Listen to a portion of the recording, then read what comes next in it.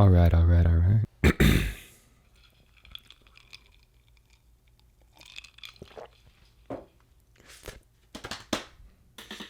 Welcome back.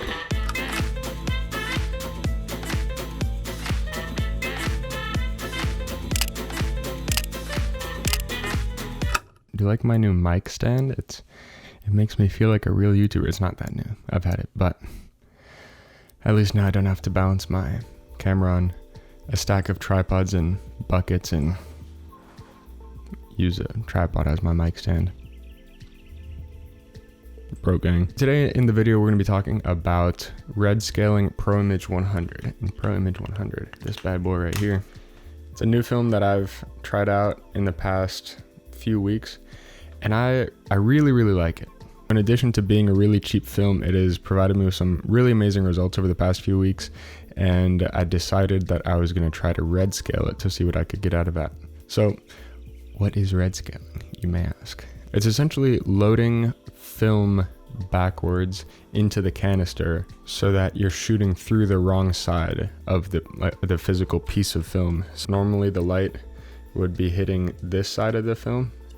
The light would be hitting this side, this side of the film. You're shooting through the wrong side of the material so that the layers of dye get exposed in the wrong order. So when you load film normally and shoot it normally, the light goes through in the order of blue, green, and red. So it hits the blue layers first, the layers that make the color blue in your picture.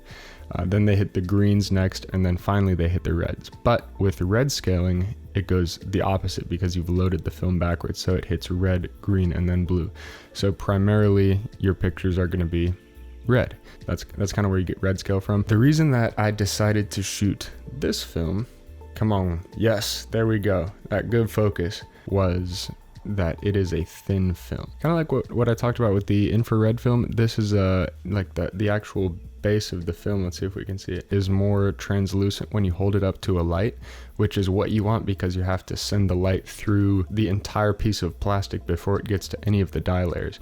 So if you have this thick opaque piece of plastic that's blocking that, I'm looking at you, Fuji Superia 400, it's not going to work out well. And last time I had to overexpose by like 5 or 6 stops, and all of my pictures were still underexposed, which kind of sucked. Live and you learn.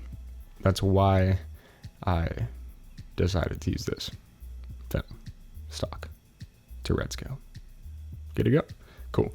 Loaded it up in one of the most legendary combinations ever, my Helios 44-2 and my Minolta XG-M from my grandpa. Good to go. This lens is honestly, hello. This lens is one of my favorites of all time, but I learned something about it today, which I don't really like.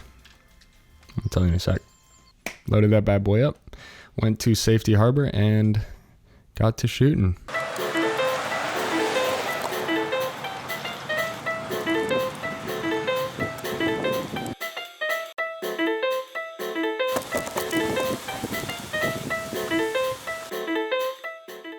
So I give myself 1 hour to shoot one roll. And the reason that I did this is because 1, I thought it would be a cool challenge to myself, and 2, last time I shot red scale, it really did not turn out well for me. So I didn't really want to devote a bunch of time to shooting the roll, and I thought that I could maybe get some cool pictures even with just, 1 hour.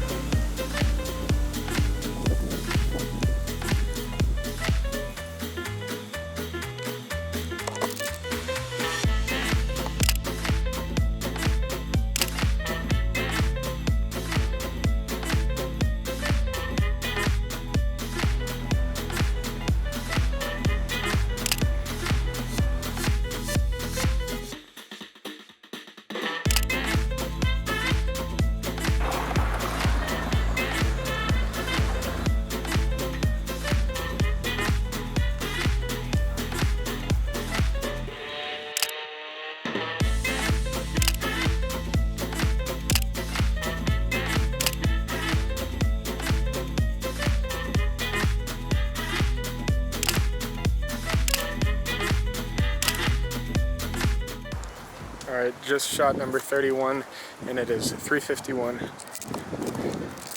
We got some time.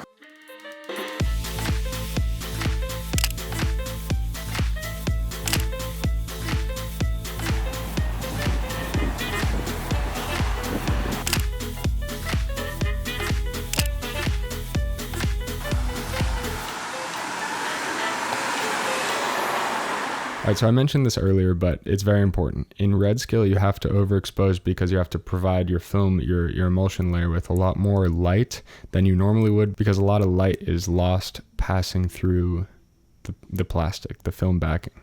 So how do we do that? We just overexpose it. Based on what I researched, I was only going to roughly need 2 to 3 stops. And I overexposed 3 stops on average, which means that I was shooting at ISO 100 to 50 to 25 to 12. So I was shooting at ISO 12. And so that means on a sunny day, I was shooting at f2.0 at 1/500th of a second on average. A lot of the times I kind of wanted to overexpose it a little bit more. And so I was shooting at 1/250th at f2. Let me tell you something. I don't think I needed to overexpose that much. And so a lot of these were so blown out that they actually started to look almost normal. And yeah, they have a certain color cast to them, but it's definitely not Redscale. It's definitely not Redscale. It just looks a little hazy and futuristic, or maybe retro. I don't know. But it wasn't the red that I was looking for. And I think if I would not have overexposed them quite as much, I would have gotten nice reds. But you live and you learn. Why, oh why, did I use f2?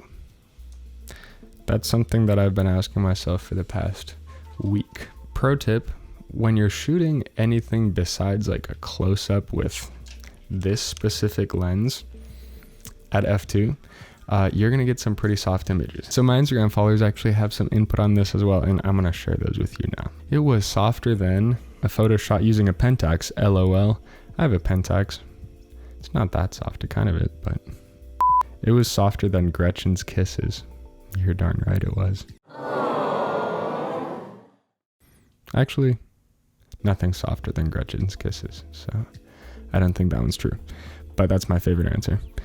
It was softer than a group of guys playing two-hand touch football. It's pretty soft. It was softer than the smile 2 white people shared at the grocery store. I feel personally attacked. It was softer than a sorority girl's orange filter. Don't get me started on filters and or analog borders, because I will turn into the Hulk and actually explode. It was softer than John Travolta wailing Sandy in Greece.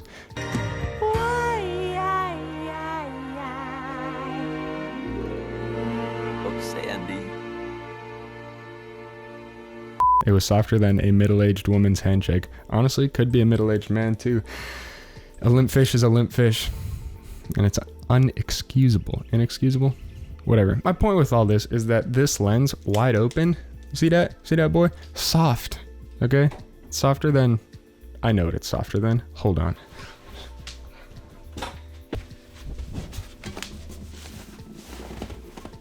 It was softer than Max. Bobo, hello.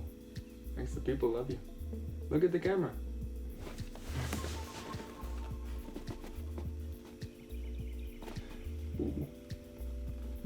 Anyways, I like the lens. It's just definitely suited a lot more for close-up stuff where you can get that nice background bokeh that the lens is so famous for. It's not really great for landscapes at f2. If I would have had more time, which I think I'll do next time, I'll meter a little bit more carefully and I will bring a tripod so that I don't have to rely on f2 the entire time. Boo, hello. He's so fat. My dog is literally so fat. He's 16 and a half, almost 17. That's crazy. He's the man though. We homies, we fam, right Max? Yeah, he said no, he looked away. A few learning experiences today. One, you don't need to overexpose quite that much when you red scale a film.